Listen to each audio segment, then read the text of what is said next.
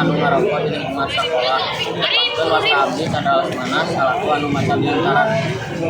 Lajeng abdi di dieu nuju Natasha salaku anu ngadamel teks. Abdi duaan di kelas MIPA 11 MIPA 2. Assalamualaikum warahmatullahi wabarakatuh. Sampurasun.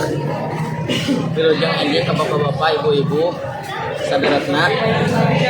Rerencangan sakantenan langkung teu payun mangga urang sami-sami tugas mading nganggakeun puji sinaran syukur abdi panjatkeun ka Pangeran anu Maha Ageung ku sebab berkat rahmatna urang sadaya tiasa ngariung dina tempat ieu.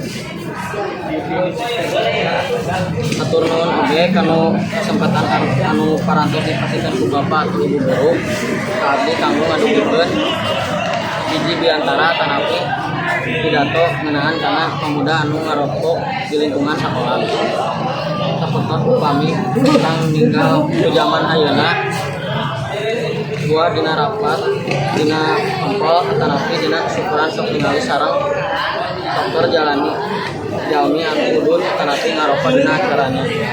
Ayeuna seueur deui balarea masyarakat anu teu tiasa lesot kanu kagumantungan rokok sanes bapak-bapak unggul nanu unggul remaja nu langkung parah mah deui dugi pangurang kali.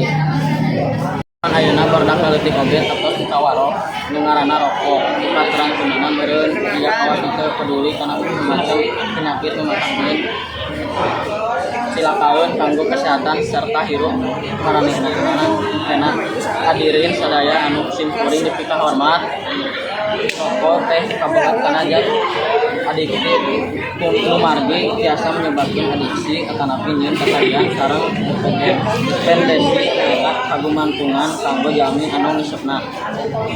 Sabatang rokok tiasa ngandung pirang langkung 4.000 rupi bahan kimia anu mantap nyeun dicirakaeun 400 di antawisna sedangkan 40 diana biasa menyebabkan kanker.